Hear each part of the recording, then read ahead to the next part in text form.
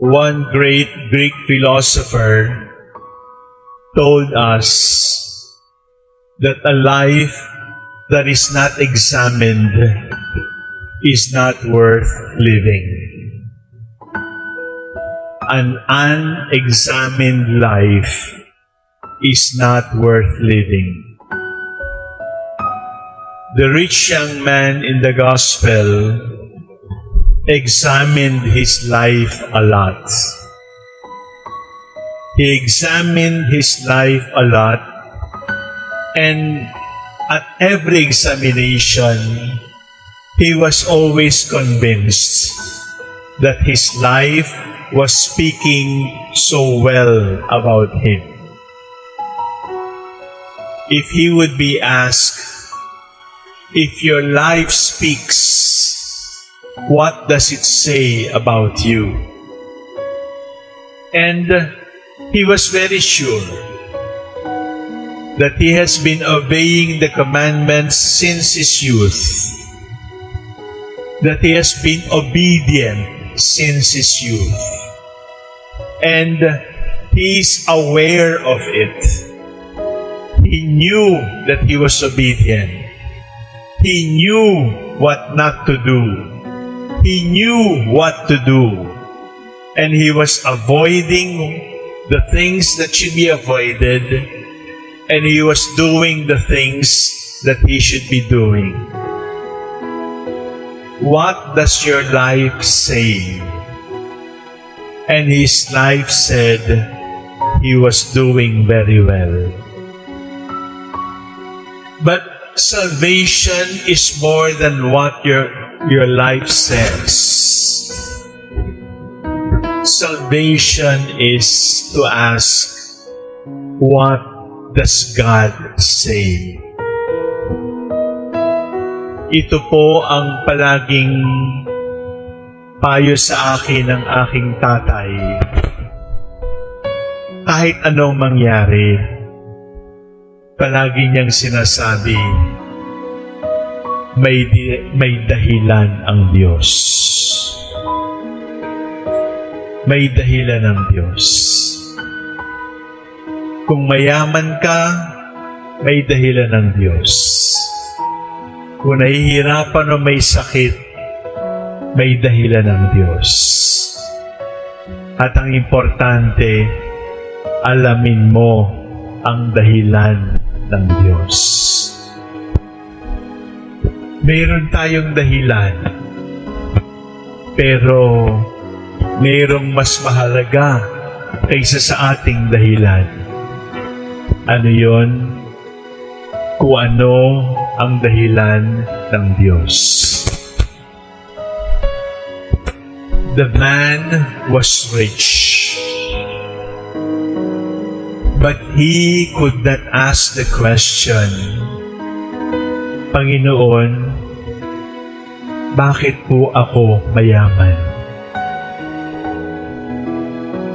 Kung siya ay mahirap, dapat din siyang magtanong, Panginoon, bakit po ako mahirap? What do you want to tell me, Lord? What do you want to tell me, Lord, in my sickness? What do you want to tell me, Lord, in my success? What do you want to tell me, Lord, in my defeat? What do you want to tell me, Lord, in this pandemic? What do you want to tell me, Lord, in my security and safety? What do you want to tell me, Lord? Lord, you're telling me something. And I hope I am listening. That I am not only listening to my own voice, because I need to listen to you. May sinasabi yung pandemic ayon sa gobyerno. May sinasabi yung pandemic ayon sa scientists. May sinasabi yung pandemic ayon sa mga negosyante, ayon sa politiko, ayon sa mga mahihirap, ayon sa mga bata. Pero Ano ang sinasabi ng Diyos tungkol sa pandemic na ito? Ano ang sinasabi ng Diyos tungkol sa kayamanan mo? Ano ang sinasabi ng Diyos sa paghihirap mo? Ano ang sinasabi ng Diyos sa online class mo? Ano ang sinasabi ng Diyos sa lahat ng nangyayari sa atin? May sinasabi ang Diyos. May dahilan ang Diyos.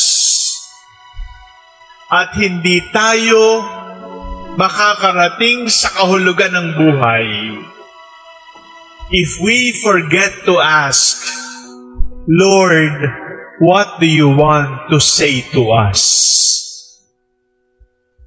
In everything that happens to us, God is telling us something. It is not enough to read what the columnists write. It is not enough to read what the surveys show. It is not enough to read what the other countries are doing. Lord, what do you want to say to us? Lord, what are you telling us? Not what we say, but what you say. Not what the others are telling, but what you tell. Brothers and sisters, that was the problem of the rich man in the gospel. That young man who wanted to be saved. He was examining his life, and he knew about his life, but he was not in touch with the Lord. He knew what his life was saying, but he was not ready for what the Lord was saying. That is why his face fell, and he walked away sad, because he had many possessions. My dear brothers and sisters in Christ, today I only ask you to confront the Lord and say, with what is happening in my life, with the death in the family, with the bankruptcy in business, with the insecurity of getting sick,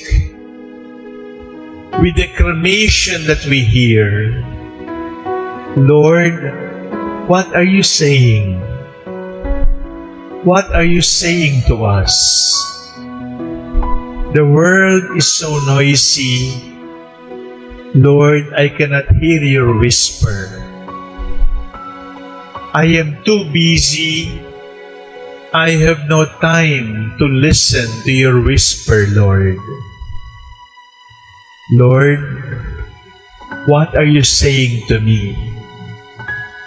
Alam ko po, Panginoon, may dahilan ang lahat. At alam ko, ang dahilan na nanggagaling sa inyo ang magbibigay ng liwanag sa lahat ng pinagdadaanan ko. Lord, ano po ang ibig ninyong sabihin para sa amin? Talk to us, Lord. Speak to us, Lord. Lord, what do you want to say? Lord, what do you want us to do? Tell me, Lord, and I will do it.